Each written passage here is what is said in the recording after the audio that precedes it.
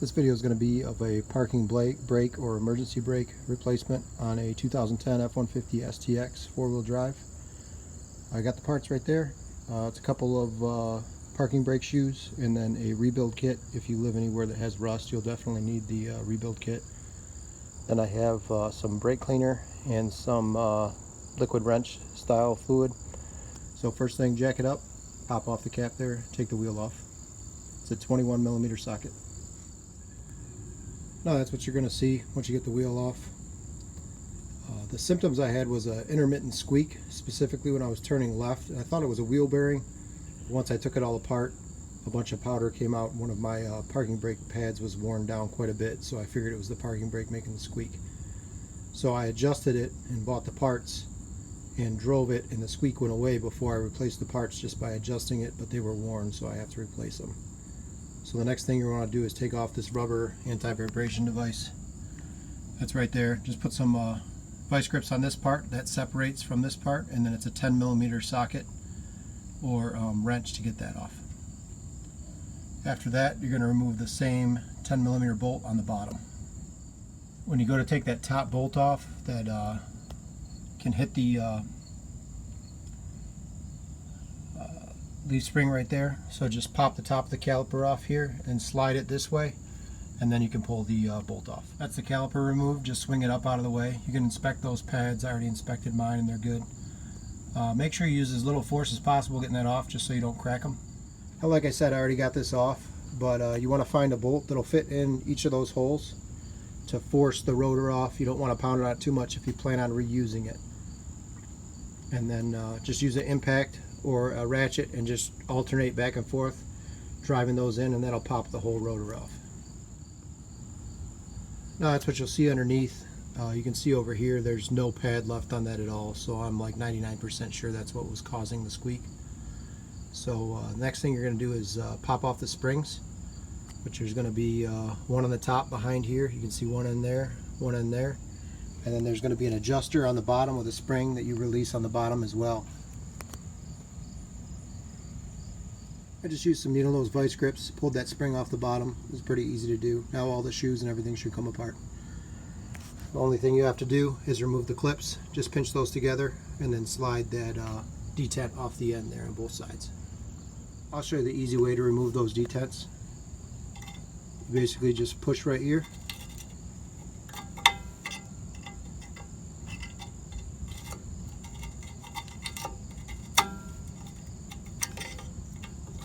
And then pop it up over that cusp.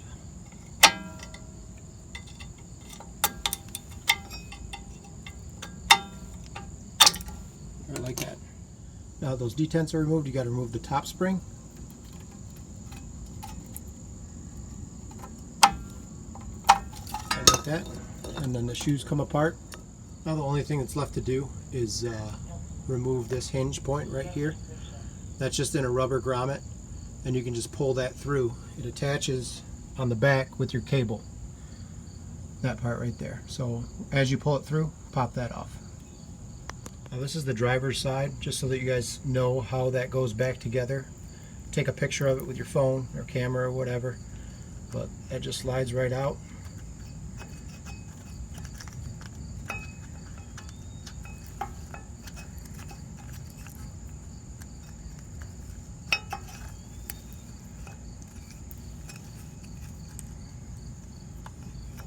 So this is the bad design flaw about this parking brake, is that those two parts seize together, and that's what causes your brake not to work. That's supposed to be a hinge there in the middle. So take these apart, hit them with some of the liquid wrench, use a wire wheel on them, get them all cleaned up, and then put them back together. I'll show you how to use some anti-seize on them. So the one part that hinges in the bottom right, that's not included in the parts kit. The stuff in the top right is included, and then the shoes come separate. Those are in your top left. Now I had to hit everything with some brake cleaner. I'm going to use a wire brush it all up, hit it with some brake cleaner again, and then put a light coat of paint on to try and prevent some rust. So go ahead and soak that hinge with some kind of liquid wrench, and then while that paint's drying, we're going to go ahead and assemble this and put it together. Basically that top right, that's the order that that's going to go in. That's going to be your adjuster. the threaded rod, and then the part that accepts that, the sleeve that accepts that threaded rod. So I'm going to go ahead and put that together. Just use lots of lube everywhere and slap it all together. Once you have it together, that's what it should look like. Now to free this part up, I just grabbed it with some vice grips. I'm going to hold that bottom part on the ground and give that top part a couple taps with the hammer. It should come right apart. I'll clean up that part and grab some anti-seize and coat the inside and outside of that part before you install it. Now you're going to install the shoes and the spring. I ended up putting the spring on this shoe, lining up the bottom part of the bracket, and then holding the spring with this hand and using my other hand to put this shoe into place and pop the spring in. Happened on the first try, so not too hard. So after you get that top spring in and that top bracket in, then the shoes will be mounted. Then you'll want to install your adjuster and your bottom spring, get it centered, and then install your clips last. That's the easiest way to do it. There's one clip there and one clip there. You just push them in and twist. One thing that's not covered in a lot of the videos on replacing these parts is how to do this adjustment. The way that I do it is I just make sure that this gap right here on the adjustment is about the same as it was on the old one. So my new one is adjusted about the same as that. And then there's a rubber grommet in the back that you can push out and reach a screwdriver in and tighten or loosen this so that it actuates when you want it to when you push the parking brake down. I'm really doing this repair more so for loading and unloading trailers, but there may be on other vehicles where this is required, such as like the Ranger. My Ranger had drum brakes only in the back, so it didn't have any disc brakes, so this was required. So just make sure that adjustment is correct. When you lift up the rear of the truck like I have it now, once I have it all back together, what I'll do is I'll spin the wheel or have somebody spin the wheel and then push the parking brake down to make sure it stops. That little grommet in the center of the screen is what you push out to do that adjustment.